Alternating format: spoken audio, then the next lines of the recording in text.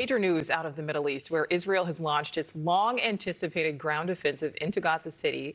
Israeli officials saying they are prepared to keep troops in and around Gaza City until Hamas is defeated, now focused on ending the war with military force instead of diplomacy. Reporter Shosh Bedrosian is live in Tel Aviv with the very latest. So, Shosh, we are hearing reports of dozens of casualties so far.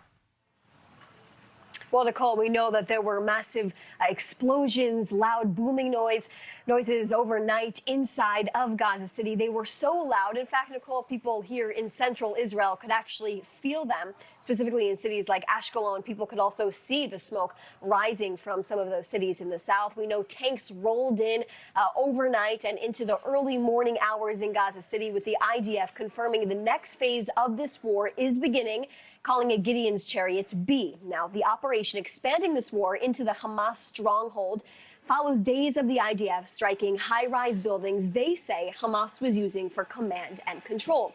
Right now, the IDF is considering Gaza City to be a dangerous combat zone. And out of the 1 million people estimated to be living in the area, the IDF Arabic spokesperson said about 40% of the population has left so far. The IDF says Hamas has been telling residents of Gaza City to not move south, where humanitarian sites are set up for them, blocking families and forcing them to turn back and remain in harm's way. Gaza City is the central hub of Hamas's military and governing power, their main stronghold. Hamas has turned Gaza City into the largest human shield in history.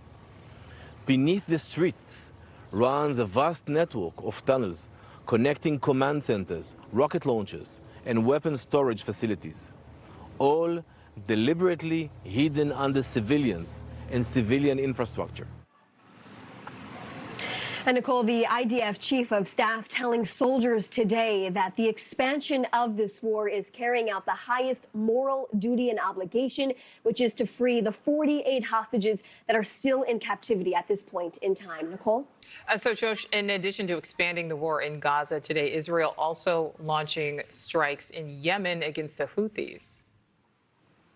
Yeah, a lot of activity here in Israel today. Like you said, the IDF did confirm they struck military infrastructure targets inside of Yemen, targeting the Iranian-backed Houthis. Specifically, they targeted a port in western Yemen after the military says it was used by the Houthis to actually transfer weapons supplied by the Iranian regime to attack Israel.